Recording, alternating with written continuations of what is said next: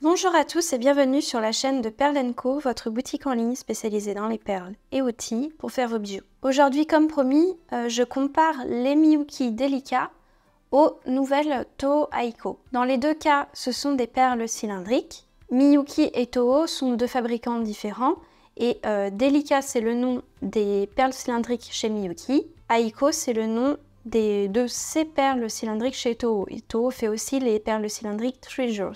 Pourquoi je fais cette comparaison? C'est parce que on a sorti ces perles récemment sur le site, les Toho Aiko ici. Et ce sont des perles qui sont plus régulières que les Miyuki Delica.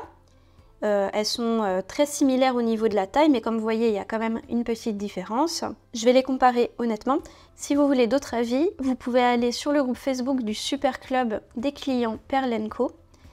Et d'autres personnes ont testé les Toho Aiko. Sylvie a testé d'autres techniques, elle a testé du brick stitch, double brick stitch et du Mississippi. Et moi du coup j'ai testé le métier à tisser. Alors mes fils sont un petit peu tordus parce que j'ai essayé de rapprocher les tissages pour qu'on voit un petit peu mieux sur la caméra. Je voudrais aussi dire que le but de proposer ces Toho Aiko, ce n'est pas de remplacer les Miyuki Delica.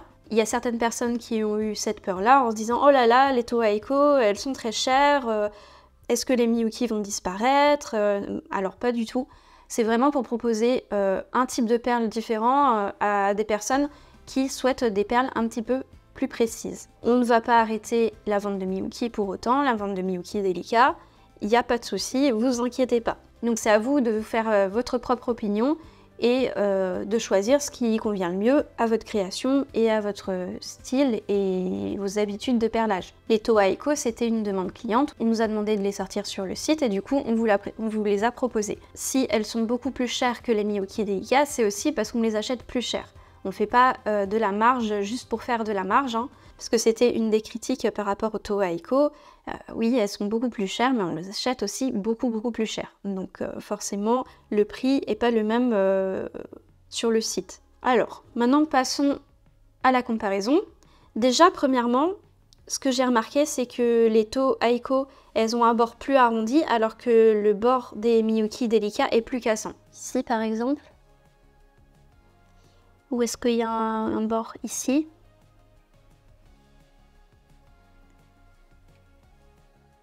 Donc vous voyez, les perles, elles sont pas forcément régulières sur les bords, alors que sur les Toho Aiko, on a des bords arrondis.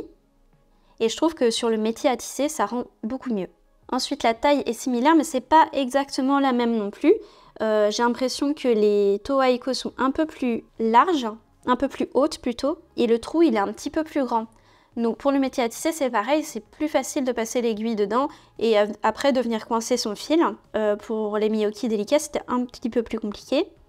Et autre chose aussi, c'est que comme ces perles sont un petit peu plus régulières que les Miyuki, que le bord il est un petit peu arrondi, en fait, quand on va placer nos perles entre les fils, eh ben, elles vont se mettre beaucoup plus facilement entre les fils. Donc ça facilite le tissage. Alors que là, il faut un petit peu plus les faire rouler pour les placer entre les fils. Moi, franchement, au niveau du visuel, sur le métier à tisser, je préfère les Toho Aiko. Après, je les ai testés aussi, comme vous avez pu le voir, sur du peyote circulaire.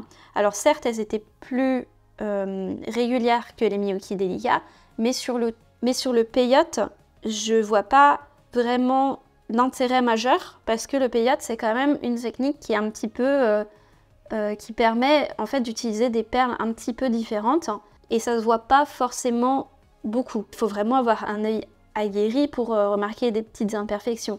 Donc pour moi, pour le peyote, je suis pas sûre que ce soit utile d'utiliser des perles hyper précises finalement, mais sur le métier à tisser quand même, je vois la différence. C'est plus agréable et les perles, le rendu est beaucoup plus joli. De plus, à cause du fait que le bord des Miyuki soit pas forcément tout droit et qu'il y ait des petites cassures à certains endroits, en fait, du coup, on voit plus le fil entre les perles que ici. Donc, c'était mon ressenti. Après, les Toho Aiko ont aussi des tout petits défauts. Ça a été remonté par Sylvie aussi. C'est que sur les perles opaques brillantes très foncées, donc sur les noirs et sur les bleus foncés, il y a certaines perles qui sont un peu moins hautes que les autres. Notamment celle-ci, on le voit ici. On peut comparer les blanches et les noires ici. Donc il y a ce petit défaut sur les perles opaques et sur les perles mates, elles sont très légèrement aplaties aussi, j'ai remarqué. Mais une fois tissées, ça se voit plus pour le coup. Donc voilà ce que j'ai comme remarque à faire. Je vais essayer de vous montrer un petit peu de biais pour que vous voyez le relief. Donc je sais pas si on voit beaucoup. Je vais faire un autre tissage en unicolore pour vous montrer un peu mieux. Voilà, j'ai fait un tissage avec des perles unicolores. À gauche, on a les Miyuki Delica et ici, on a les Toho Aiko. Donc vous voyez, à droite, on voit quasiment pas le fil. J'ai utilisé un fil rouge exprès. Alors qu'à gauche, on aperçoit le fil entre les petites cassures des perles et elles sont un petit peu moins alignées. Maintenant, passons à la différence au niveau de la taille.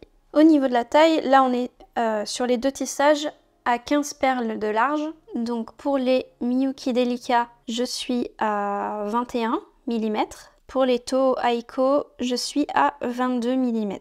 Voilà, et pour la longueur, on est à 1, 2, 3, 4, 5, 6. Pour la longueur du tissage, on est à 20 perles. Pour les Miyuki Delica, on est à 33,5 à peu près. Pour les Toho Aiko, on est à 34. Bon, c'est très similaire. Ouais, 34, un bon 34 et là, on est à 33,5. Donc vous voyez, les tailles sont quand même vachement similaires. Après, si vous voulez réaliser des tissages qui sont à l'origine en Miyuki Delica avec des Toho Aiko, prenez du coup ces mesures en compte pour vérifier que l'embout de tissage ou que le fermoir correspondent. Ce motif, c'est un motif que j'avais déjà réalisé pour un bracelet qui était très fin. Je vais vous mettre ce motif sur la fiche technique si jamais vous voulez le réutiliser pour faire un bracelet par exemple, ce motif léopard, et je vous indiquerai les embouts qui sont compatibles. Mais du coup là c'est pas un tuto, c'est vraiment une fiche technique. Vous retrouverez la fiche technique dans la partie apprendre du site. Merci à tous d'avoir regardé cette vidéo, j'espère que vous l'avez trouvée intéressante. Si jamais vous avez des suggestions de perles que vous souhaitez voir sur le site, n'hésitez pas à le mettre en commentaire. À la prochaine!